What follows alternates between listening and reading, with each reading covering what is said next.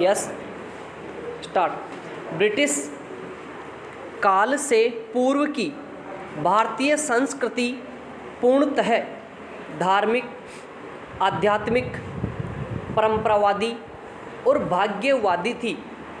तथापि अंग्रेज़ों के संपर्क में आकर भारतीय जीवन का स्वरूप भी काफ़ी हद तक परिवर्तित हो गया।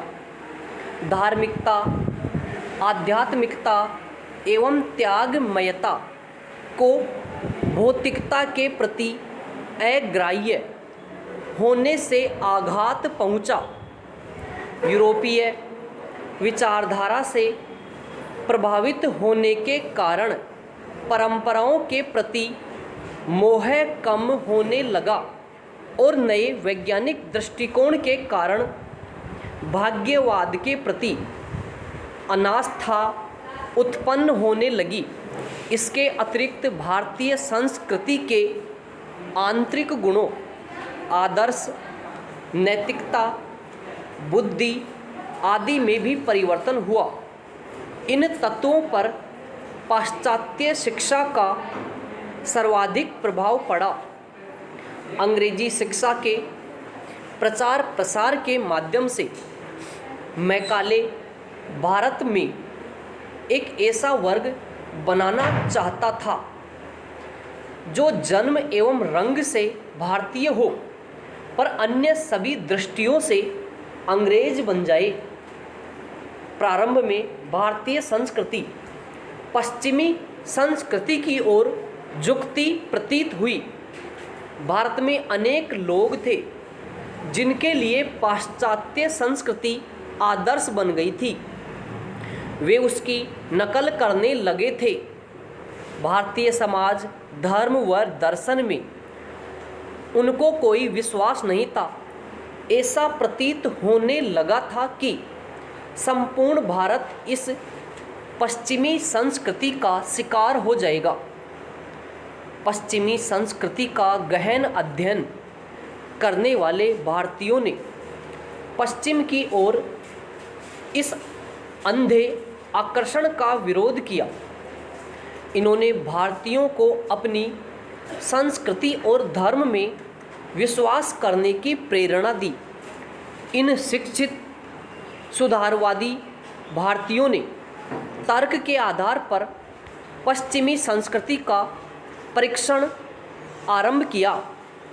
उन्होंने प्राचीन के सर्वश्रेष्ठ का चयन किया तथा पाश्चात्य के श्रेष्ठ के साथ सामंजस्य बैठाया।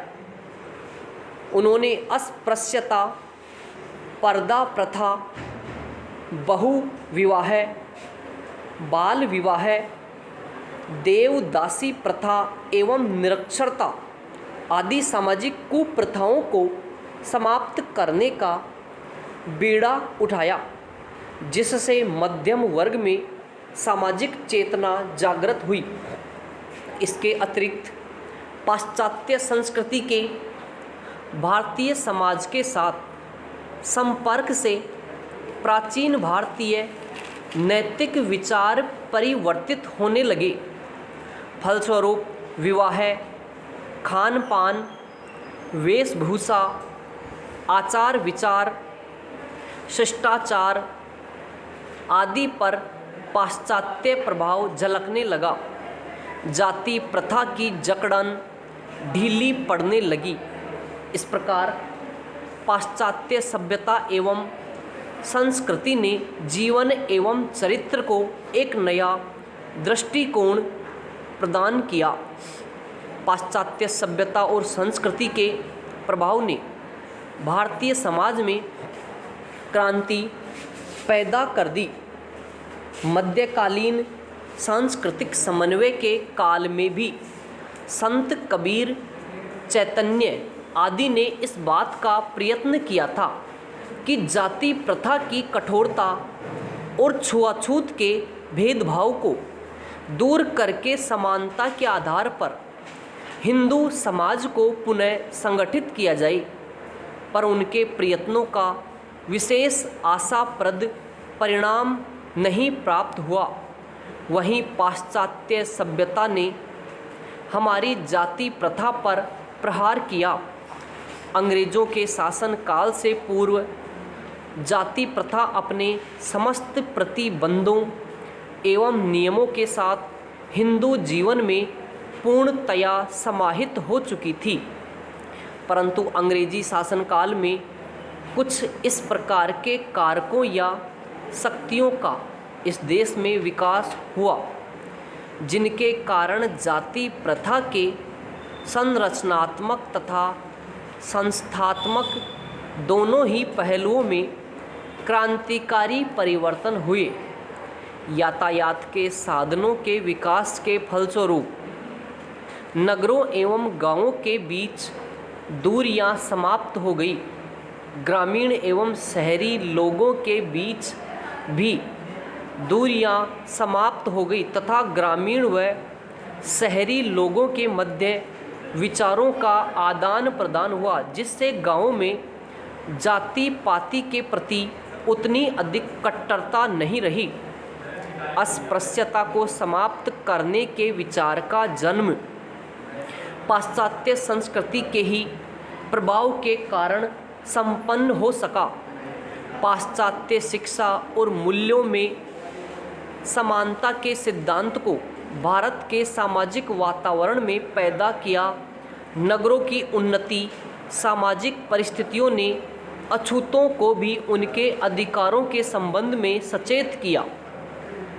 इस जागरूकता को आर्य समाज, ब्रह्म समाज, रामकृष्ण मिशन और विशेष रूप से गांधी जी ने और सक्रिय किया। भारतीय संविधान के अनुच्छेद 17 में अस्पृश्यता को भेदभाव मानते हुए इसका अंत करने की बात की गई। पाश्चात्य संस्कृति ने धीरे धीरे भारतीय रहन सहन, रीति रिवाज और प्रथाओं को प्रभावित किया। वेशभूषा, खान पान, बोलने तथा अभिवादन करने के तरीकों में क्रांतिकारी परिवर्तन हुए। पाश्चात्य संस्कृति, शिक्षा और विचारधाराओं ने न केवल दुनिया को राष्ट्रीय जीवन में संपर्क में ला दिया, बल्कि देश के अंदर विभिन्न विपरीत समूहों में एक सांस्कृतिक समानता को भी उत्पन्न किया। इस सांस्कृतिक समानता से भारतीय जीवन में एकता और राष्ट्रीयता की नवीन लहर दिखाई दी। समाप्त।